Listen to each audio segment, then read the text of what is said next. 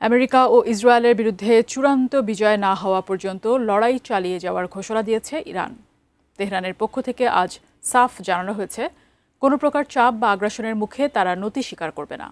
বন্দি মুক্তির বিশেষ বার্ষিকীতে দেশটির সশস্ত্র বাহিনী নিজেদের ক্ষমতার জানান দিতেই এই অনড় অবস্থান তুলে ধরে।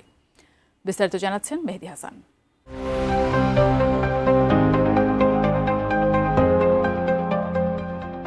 ইরানের মেহের নিউজ এজেন্সির প্রতিবেদনে বলা হয়েছে, মধ্যপ্রাচ্যে মার্কিন ও ইসরায়েলি বাহিনীর সম্পূর্ণ পরাজয় না হওয়া পর্যন্ত তেহরান তাদের দাবি থেকে এক চুলও নড়বে না।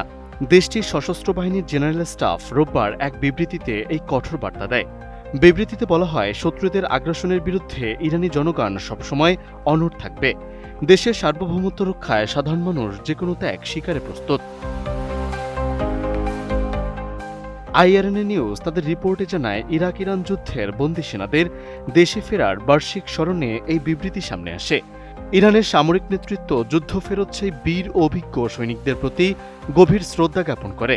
৮ বছরের পবিত্র প্রতিরক্ষা লড়াইকে জাতীয় গর্ব ও আত্মপরিচয়ের উৎস হিসাবে উল্লেখ করা হয়।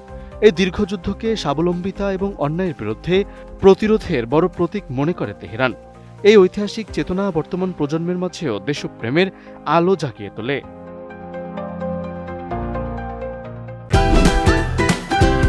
Optical brighter photo catalyst active granule সমৃদ্ধ বসুন্ধরা পাওয়ার ওয়াশ, ঝলমলে কাপড়ে ফুরফুরে মন।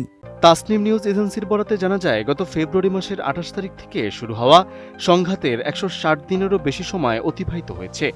এই দীর্ঘ সময় ইরানি জনগণ ইসলামী ব্যবস্থার সমর্থনে রাজপথে সক্রিয় ভূমিকা রাখে। মার্কিন আগ্রাসী নীতির বিরুদ্ধে জনগণের এই অবস্থান এখন আরও দৃঢ় রূপ নেয়। তারা দেশের সাবেক সর্বোচ্চ ধর্মীয় নেতা শাহাদাতের ঘটনায় প্রতিশোধ নেয়ার দাবি জানায়। দেশের আপামর জনগণ এই ন্যায্য লড়াইয়ে সবসময় পাশে থাকবে। সামরিক বিবৃতিতে বর্তমান সর্বোচ্চ নেতা আয়াতুল্লাহ সৈয়দ মুস্তফা খামেনির নির্দেশনার প্রতি পূর্ণ আনুগত্য প্রকাশ করা হয়। মার্কিন আগ্রাসনের বিরুদ্ধে বর্তমান তরুণ প্রজন্ম আগের মতোই প্রতিরোধ গড়ে তুলতে প্রস্তুত। পশ্চিমা শক্তির আধুনিক সমরাস্ত্রের সামনে ইরানের তরুণরা কখনো মাথা নত করবে না। তারা দেশের সার্বভৌমত্ব রক্ষায় রাজপথে থাকার দৃঢ় শপথ নেয়। দেশটির সামরিক নেতৃত্ব সাধারণ মানুষের অদম্য ইচ্ছা ও ধৈর্যশীলতার প্রশংসা করে। ইরানের সশস্ত্র বাহিনী জনগণের প্রতিটি ন্যায্য অধিকার আদায়ে কাজ করতে দায়বদ্ধ। কোনো বিদেশি শক্তি এই অধিকার ক্ষুণ্ণ করতে পারবে না। তারা যে কোনো মার্কিন হুমকির বিরুদ্ধে সমুদ্র সীমায় কড়া জবাব দেওয়ার প্রতিশ্রুতি দেয়।